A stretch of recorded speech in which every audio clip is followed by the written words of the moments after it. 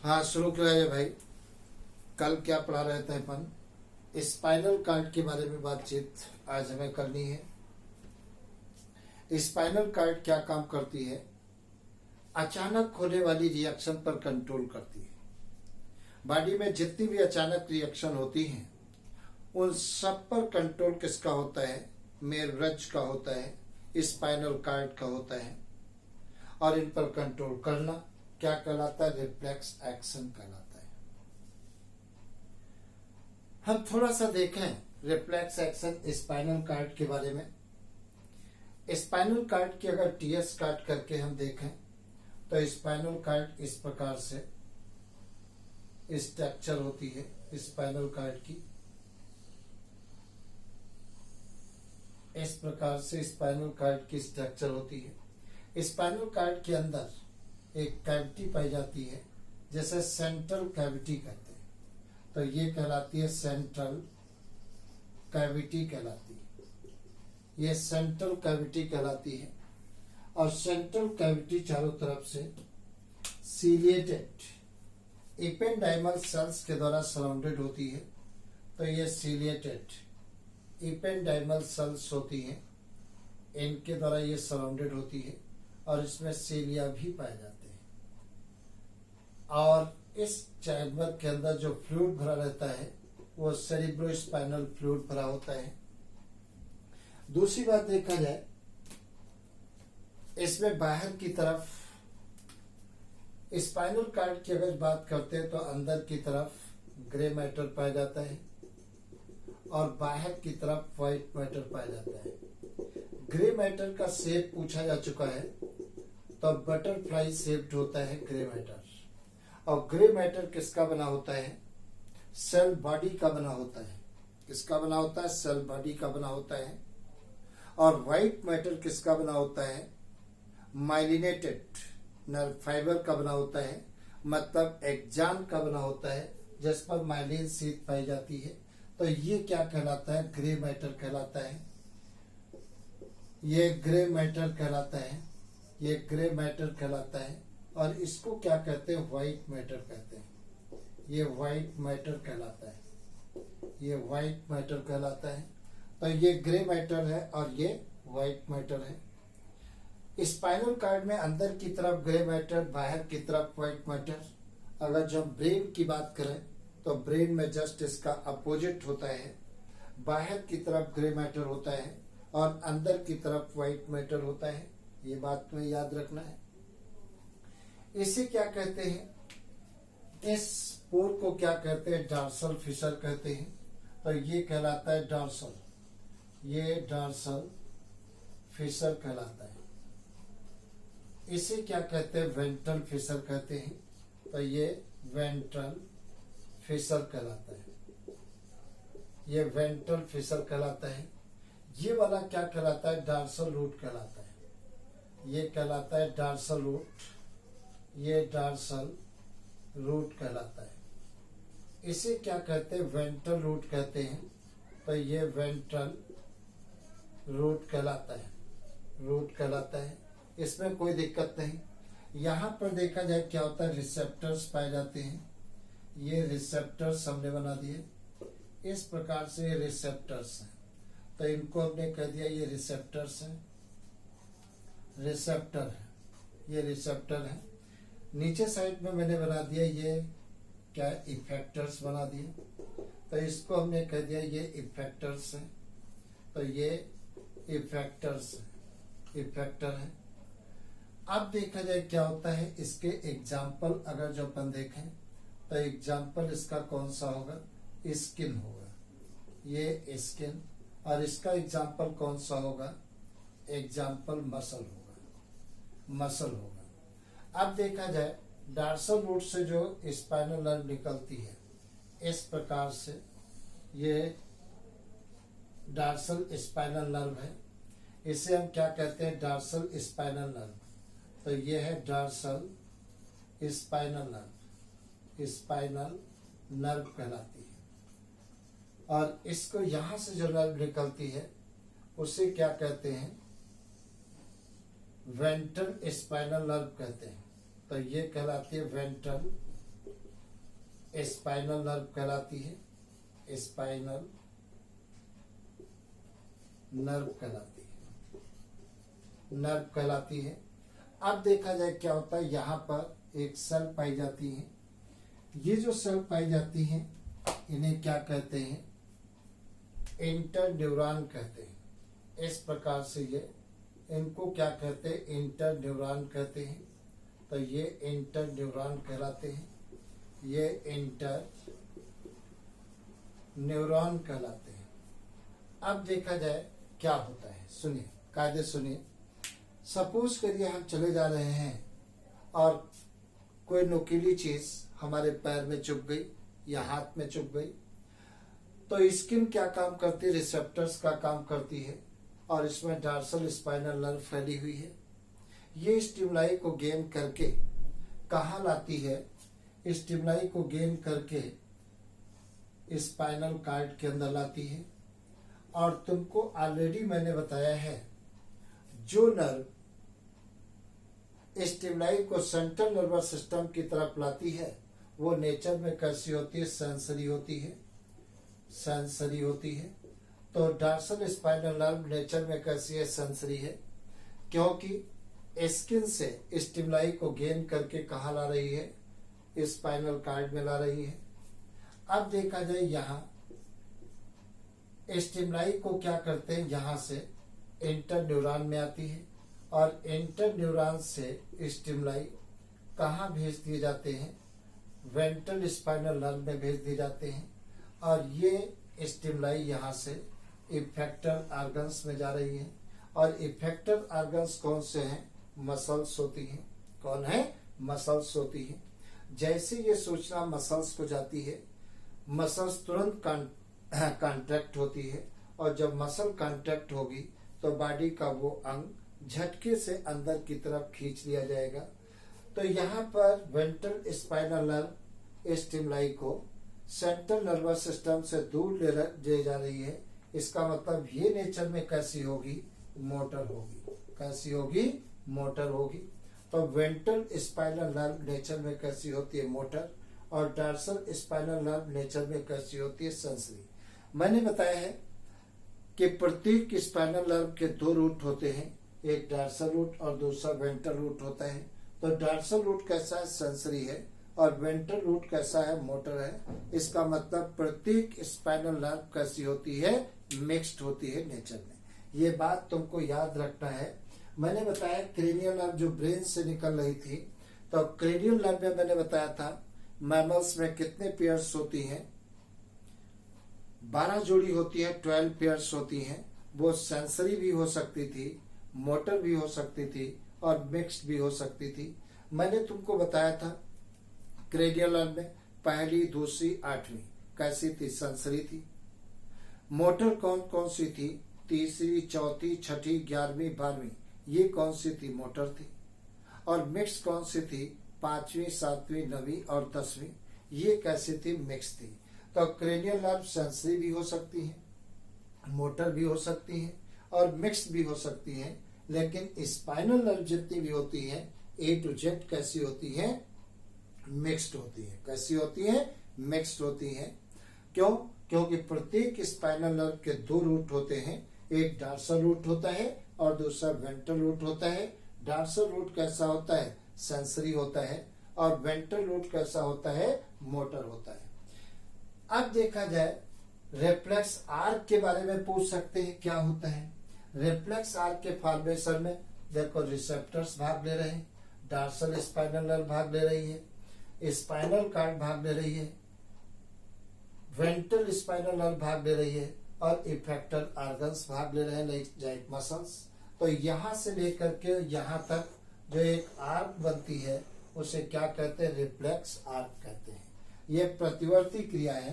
तो क्वेश्चन पूछ सकते हैं जिस पर रिफ्लेक्स आर्क के फॉर्मेशन में अगर जो ऐसे पूछ लिया जाए तो रिसेप्टर भाग लेते हैं, ये रिसेप्टर ये भाग लेते हैं।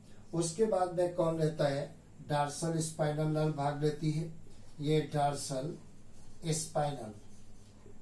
स्पाइनल नर्व भाग लेती है, नर्व भाग लेती है। उसके बाद में कौन लेता है, स्पाइनल कार्ड लेती है भाग। ये स्पाइनल कॉर्ड भाग लेती है और उसके बाद में कौन भाग लेता है? उसके बाद वेंट्रल स्पाइनल नर्व, ये वेंट्रल स्पाइनल नर्व भाग लेती है और उसके बाद में कौन सी लेती है? इफेक्टर ऑर्गन लेते हैं, ये इफेक्टर भाग लेते हैं। तो इतने पार्टों से मिलकर के रिफ्लेक्स आर्क बनती है।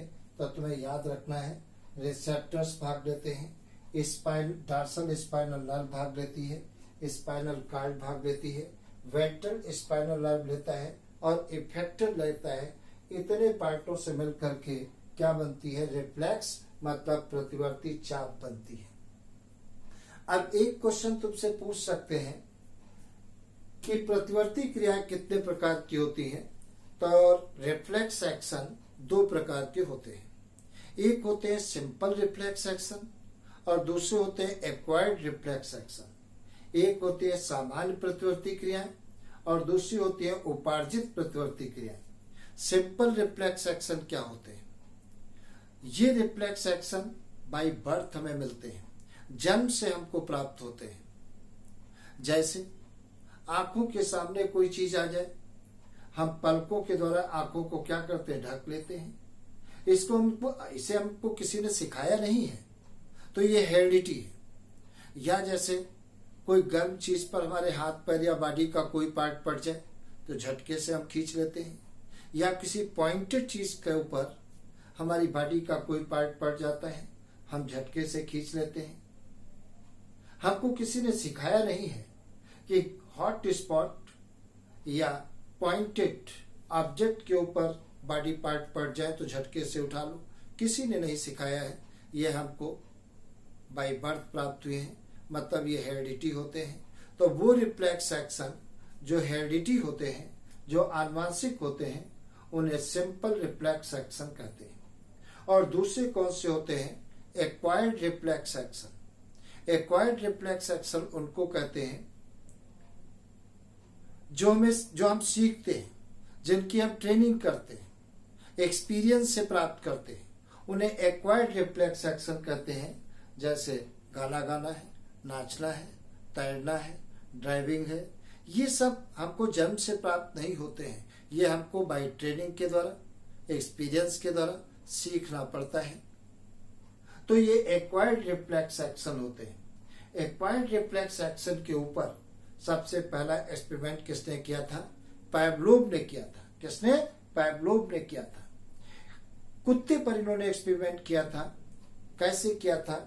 एक कुत्ता इन्होंने पाल लिया, एक बेल ले ली, घंटी ले ली और एक फिक्स टाइम पर घंटी बजा करके कुत्ते को भोजन दिया। पहले दिन तो कुत्ता नहीं समझ पाया कि घंटी और भोजन का क्या रिलेशन है। दूसरे दिन फिर घंटी बजाया और तुरंत खाना दिया, तो कुत्ता समझ गया इस घंटी का रिलेशन भोजन से है।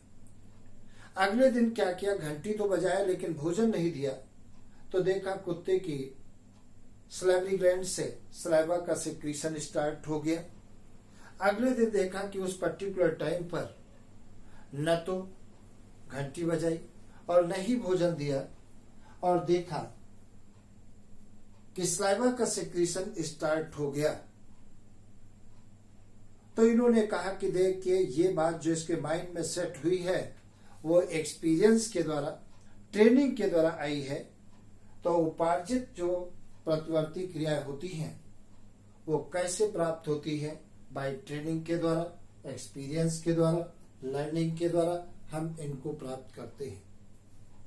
एक बात और तुम्हें बताया, जैसे चाट के ठेले पर आप जाते हो तो चाट वाला जब तक चाट देता है उसके पहले ही मुख में पानी आ जाता है, या कहीं अच्छा व्यंजन बनते हुए आप देख लो तो मुख में पानी आ जाता है।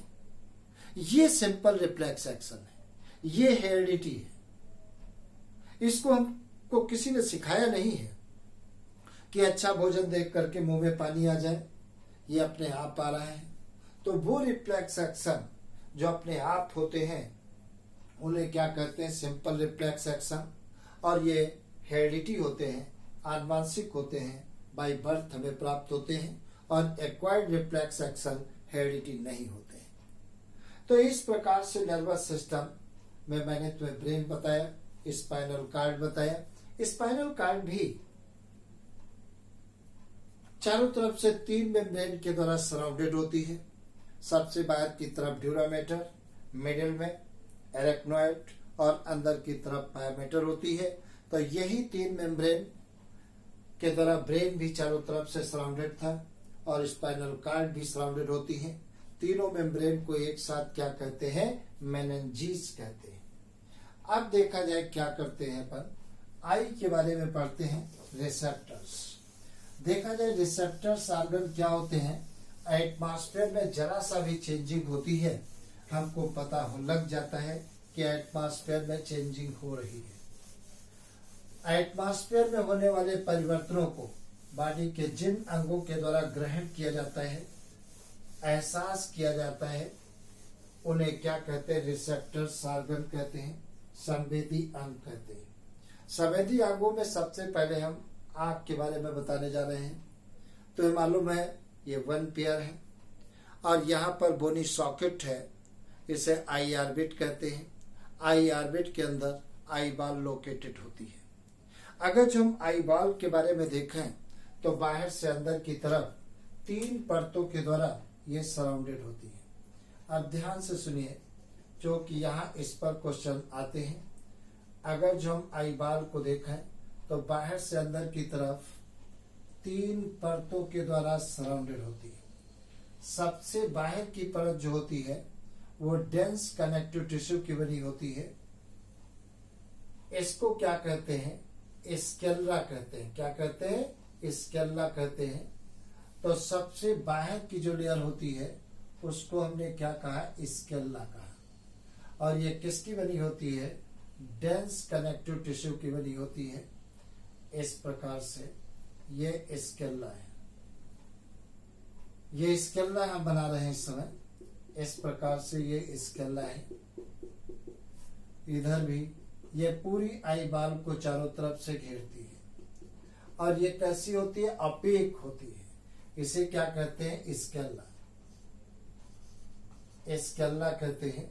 अपेक होती है और सामने की तरफ ये उभर करके ट्रांसपेरेंट कार्निया बनाती है। इस प्रकार से सामने की तरफ उभर करके ट्रांसपेरेंट कार्निया बनाती है। तो इसको क्या कहते हैं? कार्निया कहते हैं। ये ट्रांसपेरेंट होती है, ये कार्निया कहलाती है। एक बात और तुम्हें बताएं, जब आई डोनेट की जाती है तो कार्निया का ही ट्रांसप्लांट किया जाता है। जैसे तुमने सुना है, उसने अपनी आंख दे दी तो पूरी आंख यूज नहीं होती है, कार्निया ही ट्रांसप्लांट की जाती है। प्रश्न आता है कार्निया ही क्यों ट्रांसप्लांट की जाती है? क्योंकि इसमें ब्लड वेसल्स नहीं होते हैं। तो अगर तुमसे कभी पूछ लिया गया, बताइए आंख का कौन सा पार्ट ट्रांसप्लांट किया जाता है, तो कार्निया। और अगर ये पूछ लिया जाए कार्निया क्यों ट्रांसप्लांट की जाती है, क्योंकि इसमें ब्लड वेसल्स नहीं पाई जाती। दूसरी बात देखा जाए, कार्निया के ऊपर एक एपिडर्मल सेल की बनी हुई म्यूकस की परत पाई जाती है, श्लेष्म की परत पाई जाती है। ये जो श्लेष्म की परत पाई जाती है इसे कंजक्टिवा कहते हैं। ये क्या कहलाती है? ये कंजक्टिवा कहलाती है। ये भी ट्रांसपेरेंट होती है। कभी कभी क्या होता है, कंजक्टिवा के ऊपर बैक्टीरिया का इन्फेक्शन हो जाता है तो कंजक्टिवा में इन्फ्लामेशन आ जाती है, तेज दर्द होने लगता है और कंजक्टिवा रेडिश कलर की हो जाती है। तब वो डिजीज को क्या कहते हैं? कंजक्टिवाइटिस कहते हैं। मैंने क्या बताया, कार्निया के ऊपर एपिडर्मल सेल की बनी हुई म्यूकस की लेयर पाई जाती है, ये ट्रांसपेरेंट है, जैसे कंजक्टिवा कहते हैं। कभी कभी कंजक्टिवा के ऊपर बैक्टीरियल इन्फेक्शन हो जाता है, तब इसमें इन्फ्लामेशन आ जाती है, तेज दर्द होने लगता है, तब वो डिजीज को क्या कहते हैं? कंजक्टिवाइटिस कहते हैं। दूसरी बात देखा जाए क्या होता है, दूसरी चीज अपन देखें, दूसरी लेयर कौन सी होती है? कोरोइड लेयर होती है। कोरोइड लेयर ये हाईली वेस्कुलराइज होती है। इसमें बहुत ज्यादा ब्लड वेसल्स पाई जाती है। याद रखना है, इसमें बहुत ज्यादा ब्लड वेसल्स पाई जाती है। और ये ब्लूइश कलर की होती है। ये भी तुमसे पूछ सकते हैं किस कलर की ये दिखाई देती है, तो ये ब्लूइश कलर की दिखाई देती है। इसमें बहुत ज्यादा ब्लड वेसल्स पाई जाती है। और ये कोरोइड लेयर है दूसरी, ये कोरोइड लेयर होती है। तो ये मैंने बताया कोरोइड लेयर है, सबसे बड़ी लेयर स्केल्ला है, दूसरी कोरोइड है। अब देखा जाए कोरोइड लेयर कार्डिया के ये बेस में थिक हो जाती है। जो थिक हो जाती है उस पार्ट को क्या कहते हैं, सीलियरी बॉडी कहते हैं। ये कहलाती है सीलियरी बॉडी कहलाती है। यह सीलियरी बॉडी कहलाती है। अब देखा जाए सबसे अंदर की जो लेयर होती है, यहाँ पर ये वाली जो लेयर होती है सबसे अंदर, इसे क्या कहते हैं, रेटिना कहते हैं। इस प्रकार से ये वाली जो लेयर होती है इसे रेटिना कहते हैं। रेटिना की ओरिजिन कैसी होती है, एक्टोडर्मल होती है, तो ये रेटिना कहलाती है। ये रेटिना कहलाती है। अब देखा जाए क्या होता है, रेटिना की ओरिजिन एक्टोडर्मल होती है, इसकी ओरिजिन मेजोडर्मल और इसकी भी ओरिजिन मेजोडर्मल होती है। यहां पर देखा जाए क्या है, एक लेंस लटका रहता है। इस प्रकार से एक लेंस लटका रहता है। ये ट्रांसपेरेंट होता है, बाइकॉन्वेक्स होता है, क्रिस्टलाइन होता है और सस्पेंसिव लिगामेंट के द्वारा ये लटका रहता है। तो इसे क्या कहते हैं, लेंस कहते हैं। तो ये क्या है, लेंस है। और ये क्या कहलाते हैं, सस्पेंसिव लिगामेंट कहलाते हैं। तो ये कहलाते हैं सस्पेंसिव लिगामेंट कहलाते हैं, लिगामेंट कहलाते हैं। दूसरी बात देखा जाए क्या होता है, ध्यान से सुनिए। सिल्ली बॉडी का अगला सिरा इस प्रकार से पतला ओपेक पोर्शन बनाता है। ये जो पतला ओपेक पोर्शन बनता है इसे क्या कहते हैं, आइरिस कहते हैं। क्या कहते हैं, आइरिस कहलाती है। तो इसको हमने क्या कहा, आइरिस कहते हैं। ये आइरिस कहलाती है। ये ओपेक होती है। दोनों आइरिसों के बीच जो पोर पाया जाता है, इस पोर को क्या कहते हैं, प्यूपल कहते हैं। ये प्यूपल कहते हैं। तो दोनों आइरिसों के बीच में जो गैप पाया जाता है उसे प्यूपल कहते हैं। दूसरी बात देखा जाए, प्यूपल कहते हैं। अगर तुमसे पूछा गया बताइए सनलाइट की रेज आई के अंदर किस पोर के द्वारा इंटर करती है, तो प्यूपल के द्वारा। यह क्वेश्चन कई बार पीएमटी में आ चुका है कि प्रकाश की किरणें आंख के अंदर किस छिद्र के द्वारा प्रवेश करती हैं, तो आपका आंसर होगा प्यूपल के द्वारा। अगर तुमसे पूछ लिया गया बताइए प्यूपल के डायमीटर पर कंट्रोल को किसका होता है, तो आइरिस की मसल्स का होता है। आइरिस में दो प्रकार की मसल्स पाई जाती है। ध्यान सुनिए, यहाँ से क्वेश्चन आएगा। मतलब प्यूपल के व्यास पर कंट्रोल कौन करता है, आइरिस की मांसपेशियां करती है। और मैंने बताया कि आइरिस में दो प्रकार की मांसपेशियां पाई जाती हैं। एक सर्कुलर मसल्स होती हैं और दूसरी रेडियल डायलेटर्स मसल्स होती हैं। जब सर्कुलर मसल्स कांटेक्ट होती हैं तो प्यूपल का व्यास कम हो जाता है और प्रकाश की किरणें कम मात्रा में प्रवेश करती हैं। लेकिन जब रेडियल डायलेटर्स मसल्स कांटेक्ट होती हैं तो प्यूपल का व्यास बढ़ जाता है और अधिक मात्रा में प्रकाश की किरणें आंख के अंदर प्रवेश करती हैं। एक बात और देखिए, लेंस और कार्निया के बीच के चैम्बर को क्या कहते हैं, एक्वस चैम्बर कहते हैं। तो ये वाला चैम्बर क्या कहलाता है, एक्वस चैम्बर कहलाता है, चैम्बर कहलाता है। और इसमें कौन सा फ्लूइड भरा होता है, एक्वस ह्यूमर फ्लूइड भरा होता है। दूसरा मैंने बताया कि लेंस और रेटिना के बीच का जो चैम्बर होता है, इसमें जो फ्लूइड भरा होता है उसे, इस चैम्बर को क्या कहते हैं, विट्रस चैम्बर कहते हैं। विट्रस चैम्बर कहते हैं, चैम्बर कहते हैं। और इसके अंदर जो फ्लूइड भरा होता है उसे विट्रस ह्यूमर फ्लूइड कहते हैं। एक्वस ह्यूमर फ्लूइड और विट्रस ह्यूमर फ्लूइड का सेक्रेशन कौन करता है, सिलियरी बॉडी करती है। तो आज की सेवा इतनी, फिर अगले दिन बताएंगे आई के बारे में नई नई बातें।